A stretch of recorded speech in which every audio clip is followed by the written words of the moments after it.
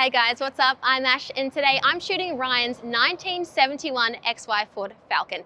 So it's actually a fresh build, and by that I mean they were actually putting the finishing touches on it this morning to get it down here for today's shoot. And it's one hell of a street car. So Frank from Dandy Engines has been at it again. It's running a Harrop-blown Godzilla and is making 1,346 horses on the dyno. So let's take a closer look.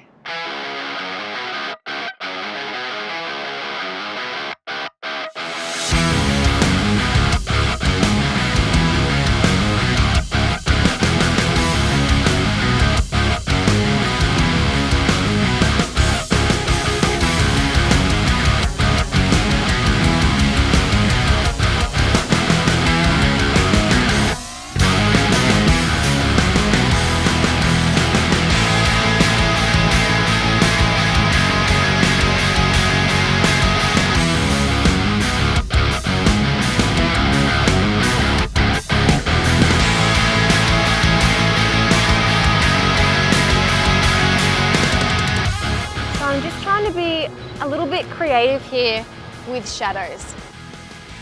The last few shoots that I've done, I've been really happy with them, but they've been mostly large, like outdoor places, no undercover areas. So I've got to make the most of it and get some kind of unique shots. That's the goal. We'll see how we go.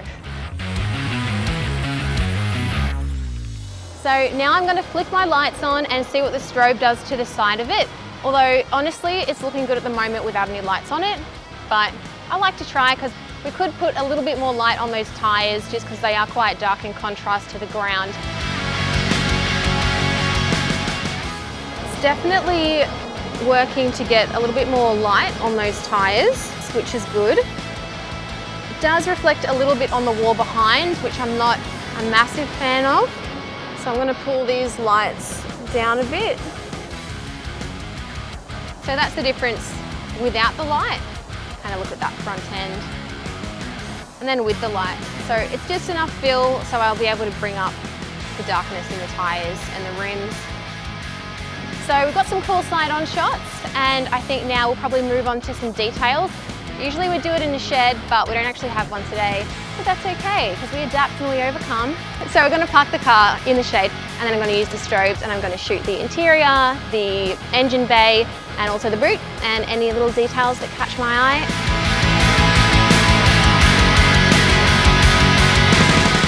The street radials are a dead giveaway that this GT is hiding some serious gear. And a quick look in the boot or under the bonnet and we can see just how much work has actually gone into this build.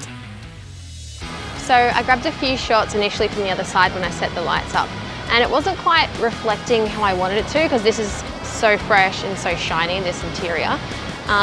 All I did was swap sides and now it's photographing beautifully. So sometimes it's just a matter of just having a play and walking around and just trying the different angles.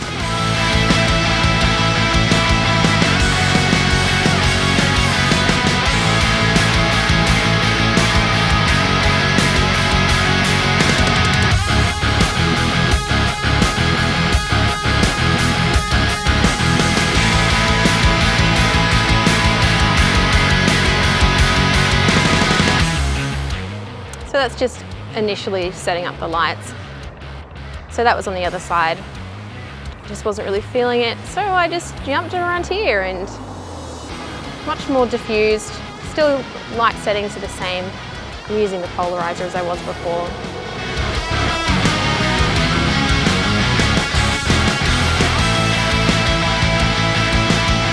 On the inside, the cabin's been kept clean and tidy. It's still got that factory style look, but it's been upgraded with a Haltech IC7 digital dash and keypad.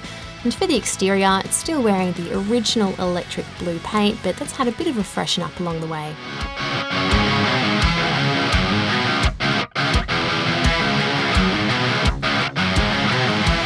So my goal for these shots, the details in the boot, I still want it to look like we're in a studio even though we're outside and in the shade. So it is possible by using the strobes. So I've set them up and I'm shooting in a way where I just usually would if we were in the dark, but just making tweaks to my settings so I can still replicate that kind of look.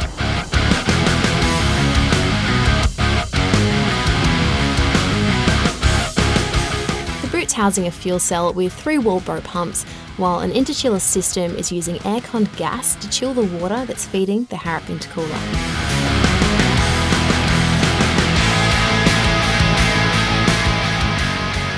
So I'm intentionally shooting a little dark as well because I want to get the branding and I want to get it sharp without blowing out the lines and the details. So I can always bring out the details in the shadow, but I find it's harder to bring back detail in a blown out highlight. So that's my technique. We go a little bit darker and we bring out what we need to. But this is pretty effective. Under here with the strobes.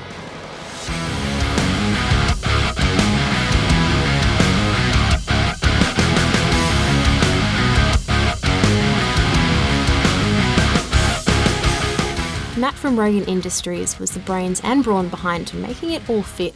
He dropped the Godzilla in and the gearbox, along with a custom radiator and full exhaust. As well as setting up the engine and transmission, he also fabricated the sheet metal 9-inch and mini tubs and installed the internal cage. Up front, the shock towers were removed to make room for the independent suspension, and it's running electric power steering.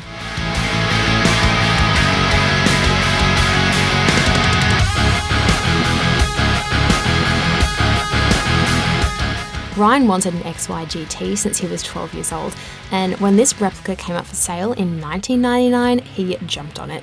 The original 351 Clevo combo got reworked plenty of times over the years as he leaned more into drag racing, but eventually Ryan decided that the old carby setup needed to make way for something a bit more high-tech, though he wanted to keep it forward and was tossing up between a Barra or a Coyote, and after seeing the results that Dandy Engines were pulling with their builds, that's when he landed on the Godzilla. That's when Franky went to work on the 7.3 litre small block, topping it with a Harrop 2650 blower. Inside you'll find diamond pistons, Callie's H-beam rods, Callie's cam, ported heads and custom twin 4-inch exhaust pipes. I'm pretty stoked with this shoot, and I'm actually really glad that even though the light wasn't perfect, we still had a play around the bridge earlier in the day, those different spots. I think it's good to kind of keep a little bit of variety and just be aware that the light isn't always going to be perfect, the timing isn't always going to be right, but I love how it turned out. And I think for the exterior shots, we definitely picked the right spot in front of that old building for the late afternoon and the soft light. So in saying all that, thank you very much for watching, and let's run the pics.